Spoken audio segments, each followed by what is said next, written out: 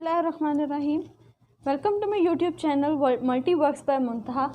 Myself Muntaha Fatma and I am Masters in Mathematics. मेरे इस channel का नाम है Multiworks by Muntaha. तो Multiworks से मुराद बहुत सारे वर्क्स आ जाते हैं जिसमें एजुकेशन, कुकिंग, स्टाइलिंग एंड और भी बहुत कुछ आ जाता है। तो मेरे चैनल पर आपको ये सब कुछ मिलेगा, लेकिन ज़्यादा प्रेफरेंस जो है वो एजुकेशन को दी जाएगी। और एजुकेशन में आपको स्पेशली मैथमेटिक्स में आपको डीपली और अच्छे से जो है ना वो समझाऊंगी और बताऊंगी कि कौन सा स्टेप कहाँ और किस तरह किया जाता है और क्यों किया जाता है। तो अपना लेसन स्टार्ट करने से पहले प्लीज़ मेरी आप लोगों से एक रिक्वेस्ट है कि मेरे चैनल को सब्सक्राइब ज़रूर कीजिएगा। ये आप लोगों की तरफ से एक अप्रिसिएशन होती है, एक इनाम होता है हम लोगों के लिए।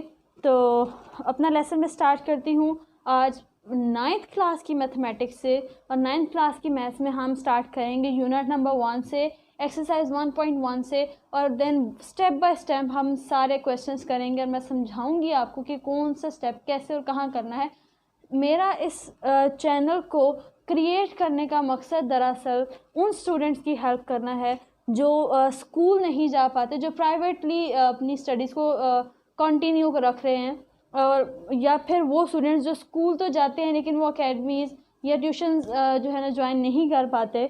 और स्कूल में एज यू नो कि गवर्नमेंट स्कूल में बहुत स्ट्रेंथ होती है एक क्लास में, तो हर बच्चे को वो अटेंशन नहीं मिल पाती जिसका वो हकदार होता है। तो या फिर अगर एट द स्पॉट उनको समझ आ भी जाए तो बाद में उनको भूल जाता है अगर वो प्रैक्टिस ना करें तो मेरे इस यूट्यूब चैनल पर आपको स्टडी से रिलेटेड वो सब कुछ मिलेगा जो आपको जिनमें आपको प्रॉब्लम फेस करनी पड़ रही है, स्पेशली मैथ्स में, क्योंकि मैथ्स मोस्टली स्टूडेंट्स की मैथ्स वीक होती है। तो उससे रिलेटेड हर क्वेश्चन का सोल्यूशन आपको यहाँ मिलेगा। तो आइए हम स्टार्ट करते हैं आज का अपना लेसन। तो हम स्टार्ट करते हैं 9th क्लास की मैथ्स से। उसका चैप्टर नंबर 1 है मैट्रिसेस एंड डिटर्मिनेंट्स। तो हम इस चैप्टर की एक्सरसाइज स्टार्ट करने से पहले हम जान लेते हैं कि मैट्रिक्स इनफैक्ट होते क्या हैं और उसका ऑर्डर हम कैसे फाइंड करते हैं। तो मैट्रिक्स इनफैक्ट होती है एक नंबर की अरेंजमेंट्स। नंबर आप कोई भी ले सकते हैं, लाइक मैंने ले लिया नंबर 1, 2, 3, 4, 5 एंड 6।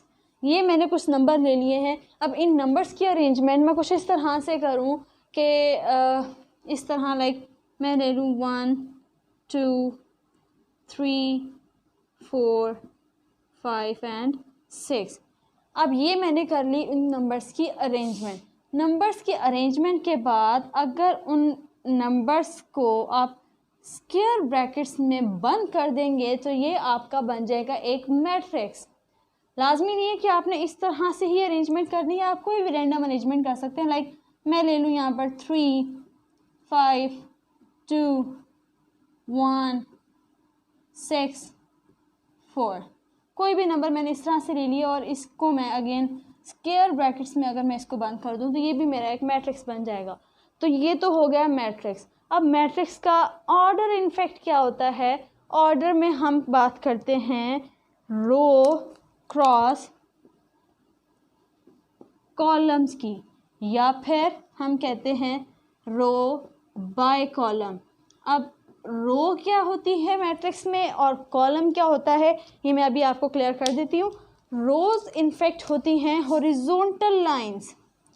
अब मेरा मार्कर मैंने इस तरह से उसको कैरी किया है तो ये हॉरिजॉन्टल लाइन में है। अगर मैं उसको इस तरह से आपको रिप्रेजेंट करूँगी तो ये वर्टिकल उसमें होगा, और वर्टिकल लाइंस जो होती हैं वो कॉलम्स कहलाती हैं और हॉरिजॉन्टल लाइंस जो होती हैं वो रोज कहलाती हैं। अब इसमें कितनी हॉरिजॉन्टल लाइंस हैं? 1 एंड 2। अब इसमें 2 रोज हैं, रो 1 एंड रो 2। अब इस मैट्रिक्स का अगर मैं ऑर्डर बताऊं तो पहले मैं उसके बताऊंगी नंबर ऑफ रोज, जो कि कितनी हैं? 2 रोज है क्रॉस। अब फिर हम बात करेंगे नंबर ऑफ कॉलम्स की। जो ना अभी मैंने आपको बताया कि कॉलम्स कौन से होते हैं? कॉलम्स होते हैं इनफैक्ट आपकी वर्टिकल लाइंस। अब ये 1, 2 एंड 3, ये 3 आपके पास इसके कॉलम्स हैं। तो इसका ऑर्डर हो गया 2 cross 3। Because 2 rows and 3 columns. अगर मैं इसको बाय की फॉर्म में लिखूं तो मैं इसको लिखूंगी 2/3। तो ये भी एक अंदाज़ है ऑर्डर को राइट करने का। आप इस तरह से भी राइट कर सकते हैं, इस तरह से भी राइट कर सकते हैं। दोनों वेज इसके ठीक हैं, दोनों तरीके से आंसर आपका ठीक होगा। और अगर हम मूव करें नेक्स्ट अपने मैट्रिक्स की तरफ, तो इसमें इसका ऑर्डर क्या होगा। अभी मैंने बताया रो क्रॉस कॉलम आपने बतानी है, तो इसमें कितनी रोज़ हैं अभी हम चेक कर लेते हैं। इसकी रोज़ हैं 1 2 and 3 rows and how much columns 1 and 2 columns. तो ऑर्डर क्या हुआ इसका 3 रोज़ 3 क्रॉस और 2 कॉलम्स 3 क्रॉस 2। तो इस मैट्रिक्स का ऑर्डर हो गया 3 क्रॉस 2 और इस मैट्रिक्स का ऑर्डर हो गया हमारे पास 2 क्रॉस 3। तो अब हम मूव करते हैं अपनी एक्सरसाइज 1 की तरफ, जिसका फर्स्ट क्वेश्चन इसी ऑर्डर से रिलेटेड है। आपको कुछ मैट्रिसेस गिवन होंगे जिसका आपको ऑर्डर बताना होगा कि इन मैट्रिसेस का ऑर्डर क्या है। तो चलिए अब हम मूव करते हैं अपनी एक्सरसाइज 1.1 की तरफ, जिसका क्वेश्चन 1 है। आपको ऑर्डर बताना है, find the order of the following matrices, इनका ऑर्डर बताना है। तो अभी ऑर्डर की डेफिनेशन के अकॉर्डिंग मैंने आपको बताया कि ऑर्डर हम कैसे फाइंड करते हैं, R क्रॉस C, रो बाय कॉलम्स। तो अब हम चेक कर लेते हैं कि ए मैट्रिक्स का ऑर्डर क्या है।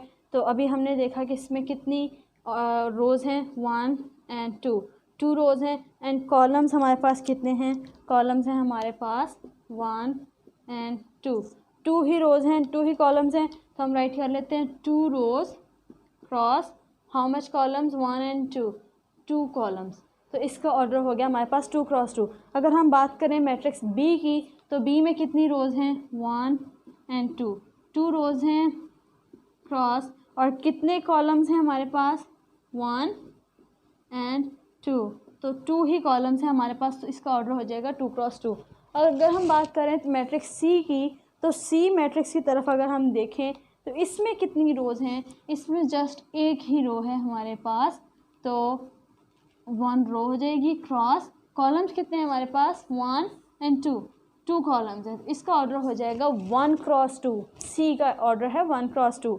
और अगर हम बात करें मैट्रिक्स डी की, तो डी में नंबर ऑफ़ रोज़ कितनी हैं 1 2 3 रोज़ हैं एंड कॉलम्स कितने हैं, एक ही कॉलम है हमारे पास। तो इसका ऑर्डर कितना आ जाएगा 3 क्रॉस 1, 3 रोज़ क्रॉस 1 कॉलम।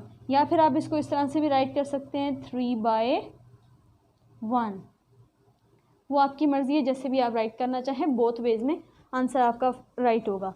मूव करते हैं नेक्स्ट पार्ट एफ़ की तरफ। अब एफ़ में देखें हमारे पास सिर्फ और सिर्फ एक नंबर है। अब ये अगर हम इस हॉरिजॉन्टल लाइन की तरह इसे देखें तो एक हमारे पास रो है, और अगर हम इसे वर्टिकल लाइन के अकॉर्डिंग देखें तो एक ही हमारे पास कॉलम है। तब इसका ऑर्डर क्या होगा 1 क्रॉस 1, क्योंकि एक ही रो है हमारे पास और एक ही कॉलम है। तो अब हम मूव करते हैं अपने लास्ट पार्ट जी की तरफ। तो जी में अब हम देखें अगर कितनी रोज़ हैं 1 2 3 रोज़ हैं क्रॉस कितने कॉलम्स हैं 1 2 3 ही कॉलम्स हैं। तो आंसर हमारा होगा इसका ऑर्डर क्या होगा जी मैट्रिक्स का 3 क्रॉस 3। तो ये था हमारा फर्स्ट क्वेश्चन, और ये था रिलेटेड हमारे टॉपिक ऑर्डर से कि मैट्रिसेस का ऑर्डर क्या होता है। अब हम मूव करते हैं अपने नेक्स्ट क्वेश्चन नंबर 2 की तरफ। अब क्वेश्चन नंबर 2 की तरफ मूव करने से पहले हम ज़रा डिस्कस कर लेते हैं कि इक्वल मैट्रिसेस क्या होते हैं, क्योंकि आपका क्वेश्चन नंबर 2 इसी टॉपिक से रिलेटेड है, आपने उसमें इक्वल मैट्रिसेस का ही बताना है। तो अब इक्वल मैट्रिसेस को हम ज़रा अच्छे से डिस्कस कर लेते हैं। अगर मैं 2 मैट्रिसेस की बात कर लेती हूँ, मैं कह लेती हूँ कि let A and B 2 matrices. Let कर लिया कि ए और बी हमारे पास 2 मैट्रिसेस हैं, और हम कह रहे हैं कि वो इक्वल हैं and they are said to be equal. और हमने कह दिया कि ये इक्वल हैं, लेकिन इनके इक्वल होने के लिए कुछ निशानियां हैं, कुछ शराइत हैं। अगर वो ये 2 कंडीशंस को सेटिस्फाई कर जाते हैं दोनों मैट्रिसेस, तो वो इक्वल मैट्रिसेस कहलाएंगे। अब पहली कंडीशन में हमारे पास क्या है कि उन और दोनों मैट्रिसेस का ऑर्डर सेम होना चाहिए, मतलब order of matrix A should be equal to order of B. तो ये हो गई हमारी फर्स्ट कंडीशन। और इन दोनों मैट्रिसेस का इक्वल होने के लिए फर्स्ट कंडीशन के अलावा सेकंड कंडीशन का फुलफिल होना भी ज़रूरी है, जो कि सेकंड कंडीशन है हमारे पास कि उनकी कॉरेस्पॉन्डिंग एंट्रीज सेम होनी चाहिए, इक्वल होनी चाहिए। Corresponding entries should be equal.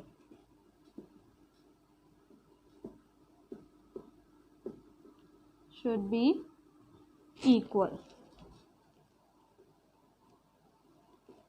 अब कोई मैट्रिसेस, दो मैट्रिसेस इक्वल कब होंगे? जब वो दोनों, ये दोनों कंडीशंस को सेटिस्फाई कर जाएंगे, तब वो दोनों इक्वल होंगे। लेकिन अगर ऐसा हो कि उन दोनों में से एक, ये फर्स्ट कंडीशन सेटिस्फाई हो रही है, सेकंड नहीं हो रही, वो इक्वल नहीं होंगे। या फिर सेकंड कंडीशन सेटिस्फाई कर रहे हैं और फर्स्ट नहीं कर पा रहे, तो तब भी वो इक्वल नहीं होंगे। तो उन दोनों का इक्वल होने के लिए ये दोनों कंडीशंस को सेटिस्फाई करना ज़रूरी है। हम मूव करते हैं अब इसके एग्जाम्पल की तरफ। के एग्जाम्पल में हम देखते हैं कि कोई मैट्रिसेस, दो मैट्रिसेस इक्वल कब होते हैं। अब मैंने फॉर एग्जांपल एक मैट्रिक्स में ले रही हूँ ए, जिसकी एंट्रीज में कुछ इस तरह से दे देती हूँ -5, 4, 9 एंड 0। और एक दूसरा मैट्रिक्स मैं ले लेती हूँ बी, और वो मैं ले लेती हूँ 2 + 3, 8 - 4, 0 एंड यहाँ मैं ले लेती हूँ, कोई भी ले सकते हैं हम, मैं कर लेती हूँ जी 7 + 2। तो अब हम देखते हैं क्या ये दोनों मैट्रिसेस इक्वल हैं। तो दोनों मैट्रिसेस के इक्वल होने के लिए अभी मैंने आपको बताया दो कंडीशंस का सेटिस्फाई करना ज़रूरी है। पहली कंडीशन ये है कि उन दोनों का ऑर्डर सेम होना चाहिए। तो हम देख लेते हैं क्या इनका ऑर्डर सेम है। पहले हम इसको ज़रा सिंप्लीफाई कर लेते हैं कि इसका आंसर बनता क्या है। बाय द वे ये है b = 2 + 3, ये हो जाएगा 5। सो बाय द वे हमें चाहिए -5, चलो हम इसको 5 कर लेते हैं। तो 2 + 3 हो जाएगा 5, और इधर 8 - 4 ये हो जाएगा 4, 7 + 2 ये 9 हो जाएगा, और इधर हो जाएगा 0। तो अब हमने देख लिया कि ये दोनों मैट्रिसेस इक्वल हैं। बिल्कुल ये इक्वल हैं। कैसे? पहली कंडीशन सेटिस्फाई हो रही है जी, बिल्कुल हो रही है, क्योंकि इसका ऑर्डर है 2 × 2 का, 2 ही रोज़ हैं इसमें, 2 ही कॉलम्स हैं, और इसका भी ऑर्डर है 2 × 2 का। तो पहली कंडीशन सेटिस्फाई हो गई। अब हम देख लेते हैं कि इसकी सेकंड कंडीशन सेटिस्फाई होती है। सेकंड कंडीशन का सेटिस्फाई होने के लिए हमने देखना है कि क्या इनकी कॉरेस्पॉन्डिंग एंट्री सेम है कि नहीं, यानी कि इसका पहला एलिमेंट और इसका पहला एलिमेंट सेम है कि नहीं, बिल्कुल है। और इसका सेकंड एलिमेंट 4 और इसका सेकंड एलिमेंट भी 4 है, ये भी दोनों सेम है। थर्ड एलिमेंट हमारे पास आता है 9 इधर, और यहाँ पर भी है 9। यहाँ पर अगर हम देखें तो इधर है 0, इधर भी है 0। तो ये हमारे पास दोनों मैट्रिसेस इक्वल हैं। इट्स मीन कि A इज़ इक्वल टू है B के। तो ये दोनों हमारे पास इक्वल हो गए। अब हम मूव करते हैं अपनी एक्सरसाइज 1.1 के क्वेश्चन नंबर 2 की तरफ। अब हमने क्वेश्चन नंबर 2 में यही बताना है कि कुछ मैट्रिसेस गिवन होंगे, उसमें से हम बताएंगे कि कौन सा मैट्रिक्स किसके इक्वल है, और इन्हीं दो कंडीशंस को यूज़ करते हुए हम उनको एक्सप्लेन करेंगे। चलिए मूव करते हैं। अब हम मूव करते हैं अपने क्वेश्चन नंबर 2 की जानिब। अब क्वेश्चन नंबर 2 में हमें ये मैट्रिसेस गिवन है। अब हमने बताना है कौन सा मैट्रिक्स किस मैट्रिक्स के इक्वल है। तो अब उसके लिए हम स्टार्ट करते हैं अपने पार्ट ए से। ए हमारे पास मैट्रिक्स है 3। तो हमें इक्वल मैट्रिसेस होने के लिए दोबारा बता देती हूँ, दो कंडीशंस को देखना है। पहली क्या, ऑर्डर, और दूसरी क्या, कॉरेस्पॉन्डिंग एंट्रीज़। तो इसका हम पहले सबका ऑर्डर चेक कर लेते हैं। अब इसका ऑर्डर क्या है, इसमें 1 ही रो है और 1 ही कॉलम है, तो इसका ऑर्डर है 1 × 1। अगर हम बी की तरफ मूव करें तो इसका ऑर्डर क्या है, इसमें 1 रो है और 2 कॉलम है, तो इसका ऑर्डर है 1 × 2। और सी का ऑर्डर क्या है, 5 - 2, ये एक नंबर आ जाएगा 3। इट्स मीन ये एक इस तरह का मैट्रिक्स है, तो इसका भी ऑर्डर है 1 × 1। तो 5 डी की तरफ मूव करें तो इसका है 5 और 3, 1 रो है और 2 कॉलम है, तो इसका हो जाएगा 1 × 2। ई की तरफ मूव करें तो 2 रोज एंड 2 कॉलम है, तो ये हो जाएगा 2 × 2। और एफ की तरफ मूव करें तो 2 rows and 1 column, so it will be 2 cross 1. If we will move to the next G part, तो 3 minus 1 कितना हो जाता है, ये हो जाता है 2, और 3 plus 3 कितना हो जाता है 6. इट्स मीन हमारा ऊपर वाला नंबर है 2 एंड देन सेकंड नंबर है हमारे पास 6. तो कितने रोज हो गई, 2 rows and how many columns, 1 column. तो 2 क्रॉस 1 इसका ऑर्डर हो गया. जी एच की तरफ मूव करेंगे तो इसका ऑर्डर 2 क्रॉस 2 है. आई की तरफ मूव करेंगे तो इधर 3 है, तो इधर 3 plus 2 है. 3 plus 2 एक ही नंबर हमारे पास आएगा जो कि हो जाएगा 5. तो इधर 3 और इधर 5, तो ये 1 रो और 2 कॉलम्स, 1 रो एंड 2 कॉलम्स, तो 1 क्रॉस 2. तो इसका कितना हो जाएगा 2 plus 2. यहाँ पे ये एक ही नंबर है, ये भी एक ही नंबर है, ये भी एक ही नंबर है और ये भी एक ही नंबर है, क्योंकि ये ऐड हो रहे हैं, ऐड होने के बाद ये एक ही नंबर बन जाएगा. ये सब्ट्रैक्ट हो रहे हैं, सब्ट्रैक्ट होने के बाद एक ही नंबर बन जाएगा. तो इसकी 2 रोज हैं एंड 2 कॉलम्स हैं. तो ये तो पहले हमने सबका बता दिया ऑर्डर. अब ऑर्डर बताने के बाद हम मूव करते हैं इसकी सेकंड कंडीशन की तरफ, जो कि हमारे पास थी कोरेस्पॉन्डिंग एंट्रीज़ की. तो अब हमने चेक करना है कि कौन सी मैट्रिक्स की एंट्रीज़ किस मैट्रिक्स के इक्वल हैं. तो हम ऑर्डर के लिहाज से चलेंगे. अब अगर हम स्टार्ट करते हैं ए से, तो ए का ऑर्डर है 1 क्रॉस 1. तो अब हम देखते हैं इन सब मैट्रिसेस में और कौन सा ऐसा मैट्रिक्स है जिसका ऑर्डर 1 क्रॉस 1 है. तो हमारे पास सिर्फ सी एक ऐसा मैट्रिक्स है जिसका ऑर्डर 1 क्रॉस 1 है. तो अब हम क्या चेक कर लेते हैं, क्या इनकी एंट्री सेम है. इसकी एंट्री है 3 और इसकी है 5 minus 2, जो कि मैं ऑलरेडी बता चुकी हूँ, जो कि बन जाएगी 3. तो इट्स मीन ए और सी आपके पास इक्वल आ गए. तो अब आपके पास 2 मैट्रिसेस इक्वल हो चुके हैं, जो कि हैं ए और सी. ये आप इसको सॉल्व कर चुके हैं, ए और सी इक्वल आ गए. अब हम इसके अलावा और कहीं देख लेते हैं, और कोई 1 क्रॉस 1 का हमारे पास नहीं है. सिर्फ ये दो इक्वल थे, तो ये हम बता चुके, ठीक है, ये 2 इक्वल हैं. अब हम मूव करते हैं अपने नेक्स्ट मैट्रिक्स बी की तरफ. अब बी में अगर हम देखें तो इसका ऑर्डर है 1 क्रॉस 2. अब हम पूरे बाकी सब में देख लेंगे कि और ऐसा कौन सा मैट्रिक्स है जिसका ऑर्डर हमारे पास 1 क्रॉस 2 हो. तो एक ये बी है, दूसरा हमारे पास डी है. डी का हमने देखा इसका भी 1 क्रॉस 2, इसका भी 1 क्रॉस 2. तो एंट्रीज अब चेक कर लेते हैं सेकंड कंडीशन को. इसकी फर्स्ट एंट्री 3 है, तो इसकी फर्स्ट एंट्री 5 है, जो कि सेटिस्फाई नहीं कर रही. तो फर्स्ट कंडीशन तो सेटिस्फाई कर रही है, सेकंड नहीं कर रही, तो फिर भी ये इक्वल नहीं होंगे. तो अब हम बी को डी के अलावा और किसका 1 क्रॉस 2 है, 1 क्रॉस 2 है हमारे पास इसका आई का और बी का मैट्रिक्स हमारे ऑर्डर सेम है.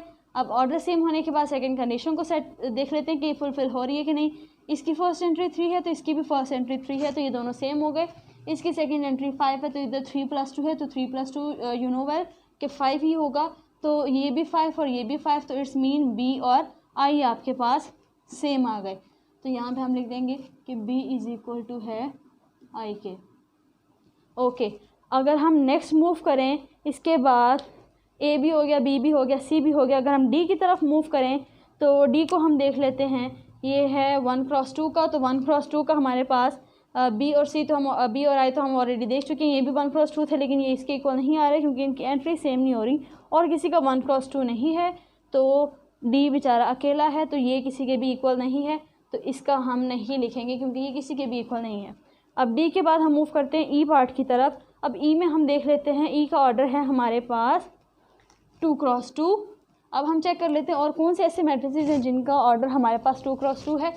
तो हमारे पास एक मैट्रिक्स एच है जिसका ऑर्डर 2 क्रॉस 2 है, और एक मैट्रिक्स जे भी है जिसका ऑर्डर 2 क्रॉस 2 है. तो हम चेक कर लेते हैं पहले ई का एच के साथ क्या इनकी एंट्री सेम है, इसका ऑर्डर और इसका ऑर्डर सेम है. तो इसकी अगर फर्स्ट एंट्री 4 है, तो इसकी भी फर्स्ट एंट्री 4 है. इधर 0 है तो इधर भी 0 है, इधर 6 है तो इधर भी 6 है, अगर इधर 2 है तो इधर भी 2 है. तो इट्स मीन ई और एच आपके पास इक्वल आ गए. E is equal to H. तो अब इसके अलावा हमारे पास एक और भी मैट्रिक्स है जे जिसका ऑर्डर 2 क्रॉस 2 था. तो हम चेक कर लेते हैं क्या इनकी भी एंट्रीज इन दोनों के इक्वल हैं. अब देखिए, इसकी फर्स्ट एंट्री थी 4, इसकी फर्स्ट एंट्री है 2 plus 2, जो कि आपको पता है कितनी हो जाएगी 2 plus 2, ये हो जाएगा आपके पास 4. और अगर इधर देखें तो ये 2 minus 2 है, जो कि 0 हो जाएगा. 2 plus 4 6 हो जाएगा, और 2 plus 0 2 हो जाएगा. अब हम चेक कर लेते हैं एंट्रीज को. इधर 4 है तो इधर भी 4, इधर 0 है तो इसकी भी सेकंड 0 है, इसकी थर्ड 6 है तो इसकी भी थर्ड 6 है, इसकी लास्ट 4th नंबर वाली एंट्री 2 है तो इसकी भी 2 है. तो इट्स मीन ई भी इक्वल हो गया जे के. ई एच के भी इक्वल था और ई जे के भी इक्वल है. It's mean E is equal to H is equal to J. तो ये हमारे पास मैट्रिसेस इक्वल हो गए, ई एच एंड जे. अब हम देख लेते हैं नेक्स्ट एफ़ की तरफ। तो एफ़ को अगर हम देखें तो एफ़ का ऑर्डर कितना है 2x1। तो 2x1 और किसका था जी का, तो जी का भी 2x1 है और एफ़ का भी 2x1 है। और फर्स्ट कंडीशन तो सेटिस्फाई हो रही है, सेकंड कंडीशन को देख लेते हैं क्या सेटिस्फाई होती है कि नहीं। फर्स्ट एंट्री है 2, इसकी फर्स्ट एंट्री है 3 - 1 और 3 - 1 यू नो कितना हो जाएगा 2। तो इसकी फर्स्ट एंट्री और इसकी फर्स्ट एंट्री सेम हो गई।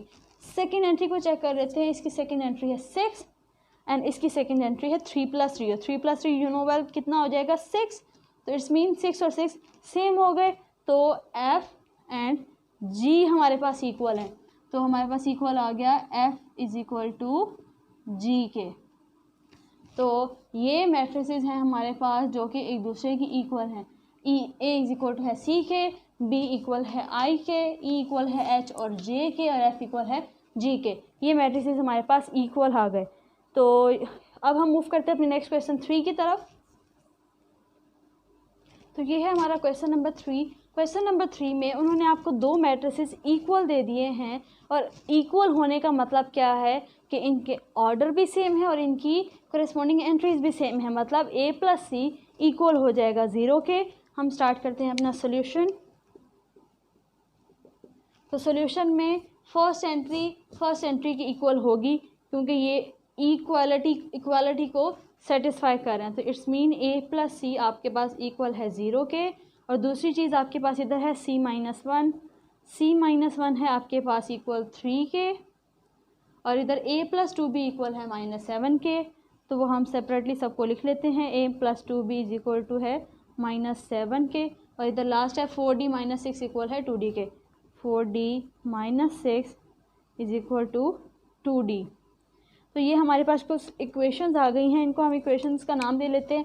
इसको हम कह देते हैं कि इक्वेशन 1 है, इसको बोल देते हैं कि इक्वेशन नंबर 2 है।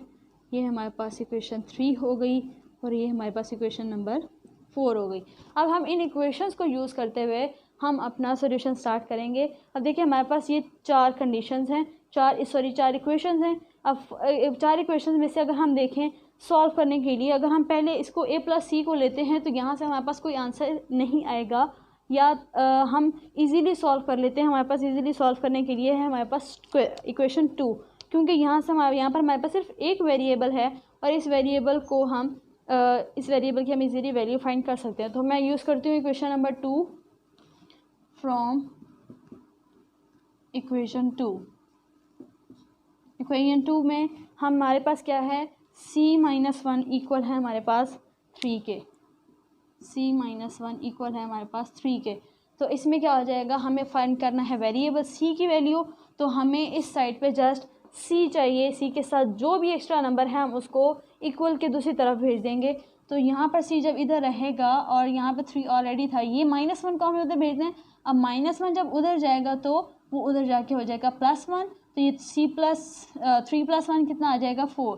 तो इट्स मीन आपकी C की वैल्यू क्या आ गई, C आपके पास इक्वल आ गया 4 के। तो ये आपकी वैल्यू आ गई। हम अपनी वैल्यू को थोड़ा साइड पे राइट कर लेते हैं जो कि हमें बाद में काम आएगी। C इज इक्वल टू आ गया हमारे पास 4।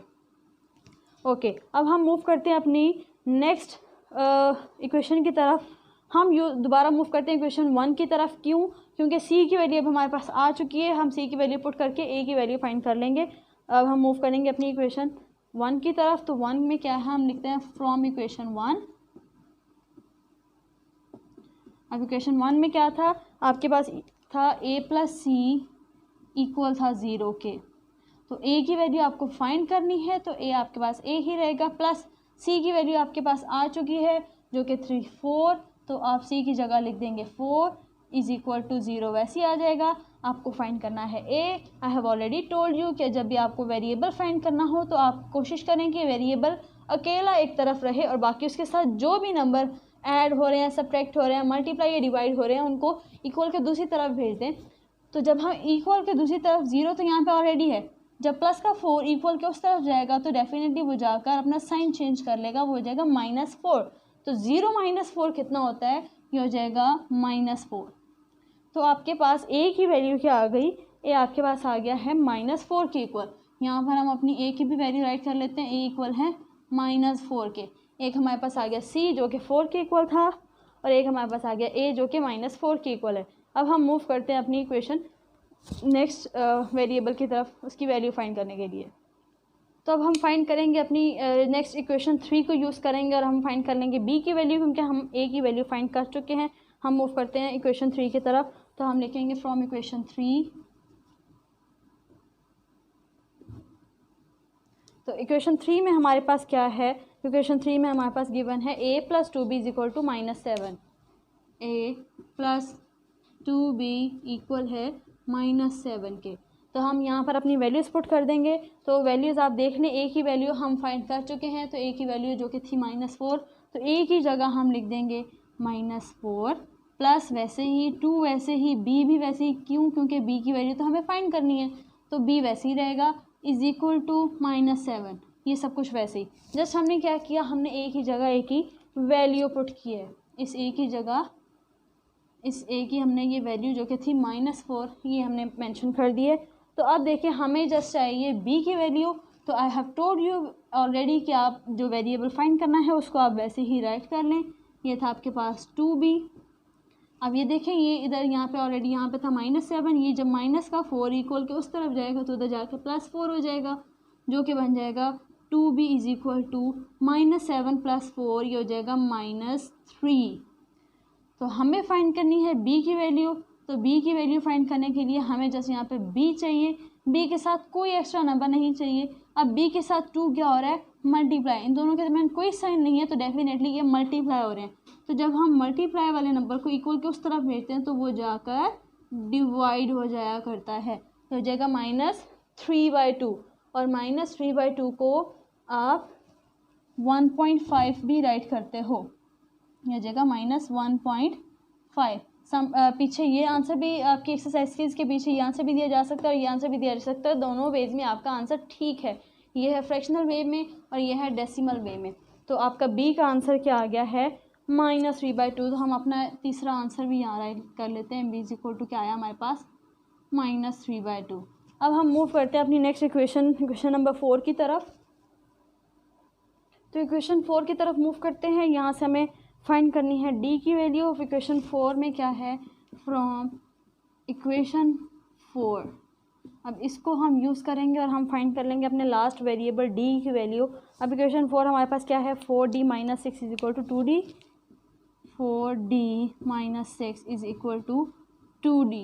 अब देखें, ये भी d है और इस तरफ भी d है, दोनों क्या है, वेरिएबल ही हैं और दोनों एक ही वेरिएबल हैं, ये भी d है और ये भी d है। तो हम क्या करेंगे, अपने वेरिएबल्स को एक तरफ और बगैर वेरिएबल वाले नंबर को इक्वल के दूसरी तरफ कर देंगे। तो 4d हमारे पास यहाँ पर ही रहेगा। ये जो 2d है जब ये उठ के इक्वल के इस तरफ आएगा तो ये हो जाएगा -2d, और ये -6 जब इक्वल के उस तरफ जाएगा तो उधर जाके हो जाएगा +6। क्यों, क्योंकि इक्वल के जब भी उस तरफ जाते हैं तो प्लस जो हो या माइनस हो तो ये अपने साइन चेंज कर लेते हैं, प्लस उधर जाके माइनस हो जाया करता है और माइनस उधर जाके प्लस हो जाया करता है।